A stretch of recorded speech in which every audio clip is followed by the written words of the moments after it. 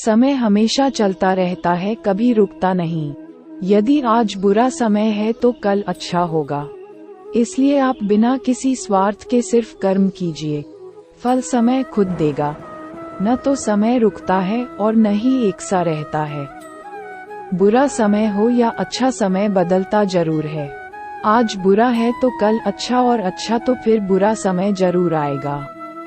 सुख के बाद दुख और दुख के बाद सुख आते जाते रहते हैं। इसलिए इस पर हमारा कोई वश नहीं है, लेकिन कर्म पर हमारा वश जरूर है। आप सिर्फ कर्म करिए, फल की चिंता किए बगैर। समय आने पर फल जरूर मिलेगा। जो अहंकार से मोहित हो जाता है वह सोचता है मैं करता हूँ। जो अज्ञानी व्यक्ति होता है वो ये गलतफहमी पाल लेता है कि मैं करता हूँ, सभी कार्य मेरे द्वारा किए जा रहे हैं, ऐसा जान उसमें अहंकार घर कर लेता है। परंतु इस सृष्टि में जो भी हो रहा है वो तो प्रकृति द्वारा किए जा रहे हैं। अज्ञानता के कारण व्यक्ति में जो मैं का अहंकार जन्म ले लेता है तो उसका पतन होना निश्चित है। मैं किसी का भाग्य निर्माण नहीं करता। हर व्यक्ति अपना भाग्य स्वयं बनता है। श्री कृष्ण कहते हैं कि वो किसी के भी भाग्य के निर्माता नहीं है, व्यक्ति खुद ही अपना भाग्य लिखता है। आप जैसा बीज बोएंगे आप वैसी ही फसल ही काटेंगे। आप जैसा कर्म करेंगे आपको वैसे है परिणाम मिलेंगे। यदि विद्यार्थी मन लगाकर पढ़ाई करेंगे तो परीक्षा में सफल होंगे। इसलिए हर व्यक्ति का भाग्य तभी बदलेगा जब वो ऐसे कर्म करेगा। पृथ्वी, जल, अग्नि, वायु, आकाश, मन, बुद्धि और अहंकार, ये मेरी प्रकृति के 8 विभाग हैं। जो कुछ भी है वो वर्तमान में है। जो बीत गया है वो नहीं आएगा, और जो आने वाला है उसकी चिंता नहीं, बल्कि खुले हाथों से इसका स्वागत करें। भ्रम और संदेह से परे। जब आप भगवान से प्यार करते हैं तो आप हर चीज से प्यार करते हैं। कृष्ण कोट्स, मन उन लोगों के लिए दुश्मन की तरह काम करता है जो इसे नियंत्रित नहीं करते हैं, और जिसने अपने मन को जीत लिया है उसके लिए मन सबसे अच्छा मित्र है। क्रोध में इंसान भ्रमित हो जाता है और भ्रम से बुद्धि व्यग्र हो जाती है, और अपने गलत फैसले के चलते उसका पतन शुरू हो जाता है। जो कर्म में अकर्म देखता है और अकर्म में कर्म देखता है वह मनुष्यों में बुद्धिमान होता है। आप केवल कर्म के हकदार हैं, उसके फल के कभी नहीं। मनुष्य अपने विश्वास से निर्मित होता है। जैसा वह मानता है वैसा ही वह है।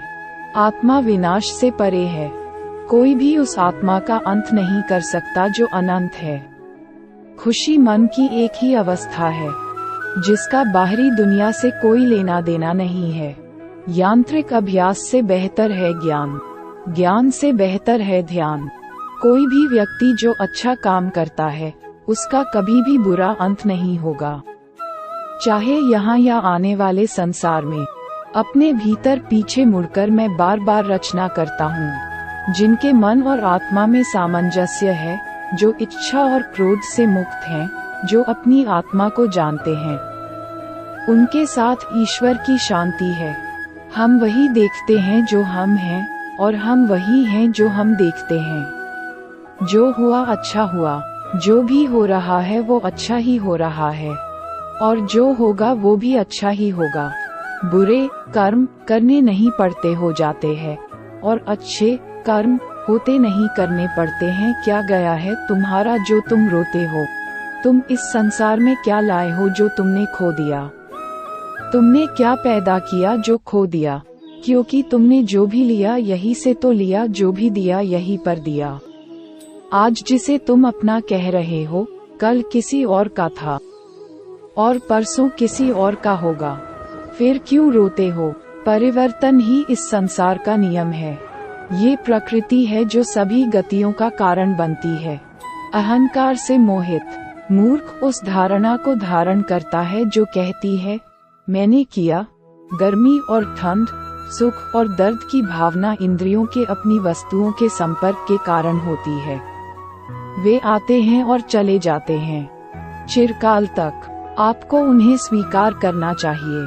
पूर्ण लगन के साथ अपना कार्य करो, लेकिन उसके फल की इच्छा मत करो, क्योंकि जब आप फल की इच्छा करते हैं तब कहीं न कहीं आप अपने कार्य में पूर्ण रूप से समर्पित नहीं हो पाते। गति के लिए चरणों पर ध्यान देना आवश्यक है, किंतु प्रगति के लिए सदैव आचरण पर ही ध्यान देना चाहिए। प्रकृति द्वारा निर्धारित कर्तव्य का पालन करते हुए व्यक्ति ने कोई पाप नहीं किया। ये भी पढ़ें, भगवान श्री कृष्ण के 108 नाम व उनके अर्थ। जिसका मन उसके वश में नहीं है, उसके लिए उसका मन शत्रु के समान है।